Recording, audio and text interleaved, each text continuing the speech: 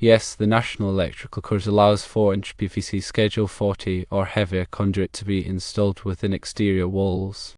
Metal conduit is not required in this case. You can cut 2x2 sections of drywall for conduit access as long as they are properly fire-stopped.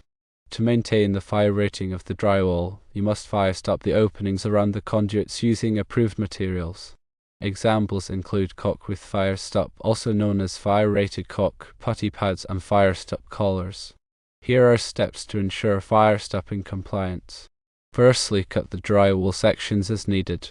Secondly, install the conduits through the openings. Thirdly, apply fire stop caulk around the conduit edges.